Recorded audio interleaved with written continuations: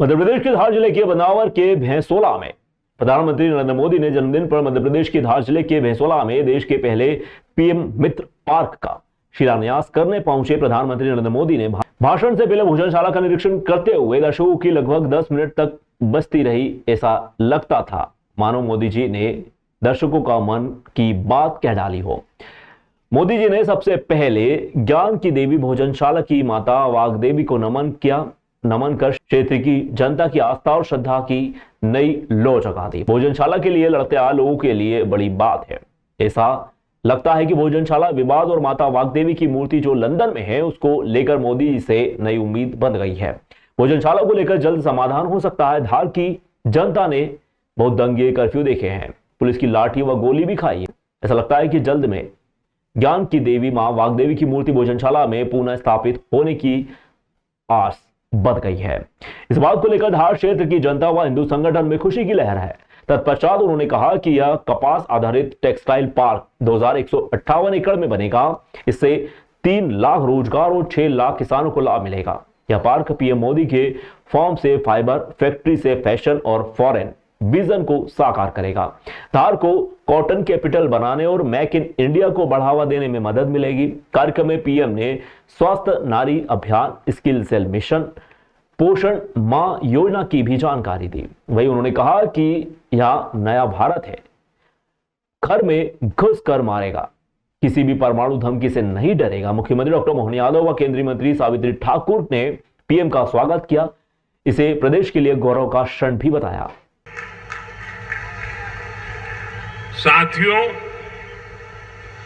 धार की ये धरती हमेशा से पराक्रम की धरती रही है, प्रेरणा की धरती रही है।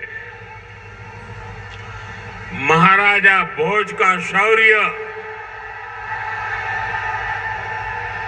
हमें शायद वहां या तो सुनाई नहीं देता या तो दिखाई नहीं देता है। अरे आप कितने ही दूर क्यों ना हो, आपकी दिल की बात मैं तो समझ ही लेता हूं जी। 1305 में अलाउद्दीन खिलजी ने मां सरस्वती मंदिर भोजशाला पर आक्रमण कर यहाँ की व्यवस्था को ध्वस्त किया था। तभी से मां को अपमानित कर भोजशाला के बाहर की ओर रख दिया था। तभी से धार का हिंदू समाज मां सरस्वती मंदिर भोजशाला की मुक्ति और उसके गौरव की पुनर्स्थापना के लिए दृढ़ संकल्पित है। तभी से हिंदू समाज समय समय पर मां की मुक्ति के लिए संघर्ष कर रहा है।